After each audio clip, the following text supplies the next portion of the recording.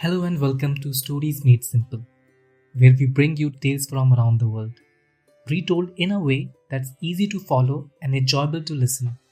I'm your host Adarsh, and I'm thrilled to have you with us today. Whether you're winding down after a long day, taking a moment for yourself, or just love a good story, this podcast is here to offer you a little slice of history, culture, and timeless narratives. Each episode will delve into a new story. Some you may have heard before, and some that might be new to you, but all of them share a common thread. They are stories that have stood the test of time and continue to resonate with people all over the world. Today, for our very first episode, we are journeying the heart of Rajasthan, India, to explore the life of a remarkable woman whose devotion to her god became the defining feature of her life. This is the story of Meera Bai, a queen who gave up everything for the love of Lord Krishna. So get comfortable, close your eyes if you like, and let's begin. In the heart of the vast and colorful land of Rajasthan, there was once a girl named Meera. Born in 1498 in the small town of Kudki, Meera was no ordinary child. She was the daughter of Ratan Singh, a nobleman, and grew up in a world surrounded by wealth, power, and tradition. But even from a young age, it was clear that Meera's heart belonged to something far greater than the earthly riches that surrounded her. When Meera was just 4 years old, a wandering sage visited her family's home. He brought with him a small idol of Lord Krishna, a god known for his love and a playful spirit. The moment Meera laid eyes on the idol, she was captivated. She asked the sage, "Who is this beautiful prince?" The sage smiled and replied, "This is Lord Krishna, the eternal lover and the supreme god." From the day on, Meera was enchanted. She would talk to the idol as if Krishna were her closest friend, her confidant, and her beloved. As she grew, her love for Krishna deepened, and she would spend hours singing songs of devotion, known as bhajan, to him. These songs were not just about worship, they were expression of a love so deep and pure that it seemed to transcend the boundaries of this world. Meera's family noticed her devotion, but didn't think much of it at first. After all, many people worship Krishna, but as Meera grew older, it became clear that her love for Krishna was different. She didn't just see him as a god, she saw him as her true love, her husband in spirit.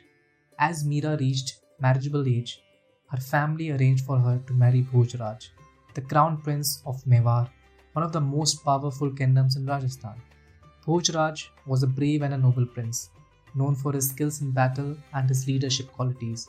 The marriage was grand, as befitted their status, and Meera moved to the majestic palace of Mewar to live with her new husband and his new family. But even in the splendor of the royal palace, Meera's heart remained with Krishna.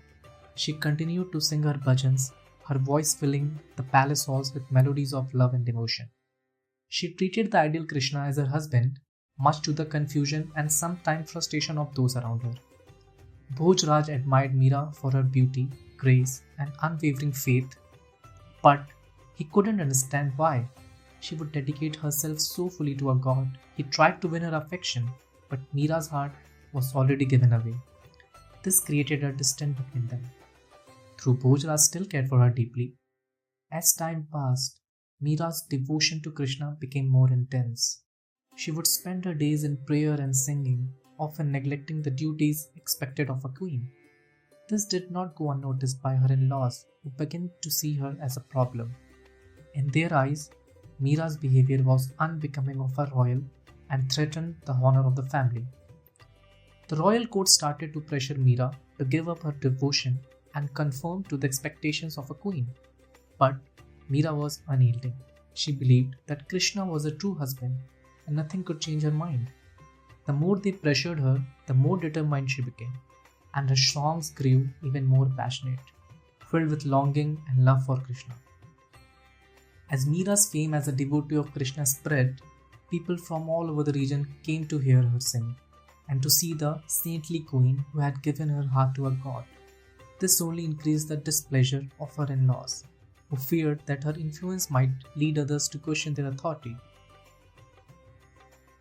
Desperate to control Meera, they began to plot against her. According to a legend, they first tried to break her spirit by sending her a cup of a poison disguised as a gift. It is said that Meera, unaware of the plot, offered the cup to Krishna before drinking it. Miraculously, the poison did not harm her. Instead, it is believed that Krishna turned the poison into nectar, further proving to Meera that her love and devotion were true. Despite this miraculous event, the hostility towards Meera only grew. The royal family, unable to break her spirit, began to isolate her. They barred her from the temple worship and tried to keep her away from the people who came to seek her blessings. But Meera's faith was unshakable. She continued to sing her songs, now more in private, her voice reaching out to Krishna in solitude. Eventually, the constant persecution became too much. Meera decided to leave the palace and renounce her life of royalty. She wandered from temple to temple, spreading her message of love and devotion to Krishna.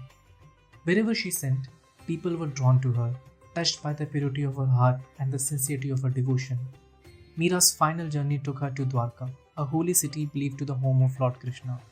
There, in the presence of the deity she had loved all her life, Meera felt a deep sense of peace.